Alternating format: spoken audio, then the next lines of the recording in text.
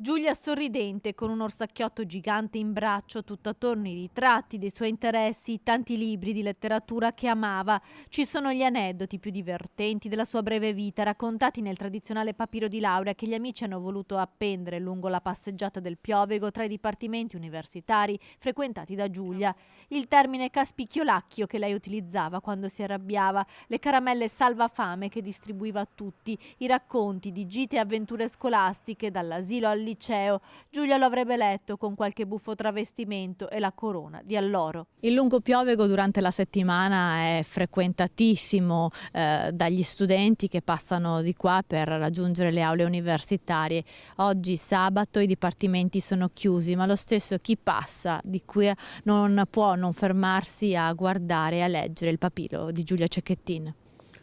Non ho grandi parole, nel senso che è una cosa bella vederlo, almeno per me.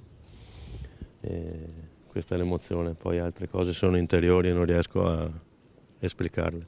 Però fa piacere vedere questo papiro. Sì, l'ho guardato perché ho visto sta cosa, è una bella cosa, un bel segnale. C'è un grande dispiacere, nel senso che si sta con l'amaro in bocca, è una tragedia che non doveva succedere e non so che dire, perché è un qualcosa che ha toccato tutti noi. In tanti si fermano a guardare il papiro pensando a Giulia e al brillante futuro che le è stato negato. Nel nome di Giulia ci sarà un'aula studio e alcuni premi per studentesse volenterose e capaci. 3 di questi premi sono stati finanziati dall'Ordine degli Psicologi e delle Psicologhe del Veneto per affrontare il tema della violenza di genere. Vogliamo in tutti i modi come ordine fare qualcosa di concreto per lavorare sulla prevenzione della violenza sulle donne, e anche questi premi di laurea per la laurea magistrale in psicologia possono essere un contributo scientifico e culturale a questo scopo.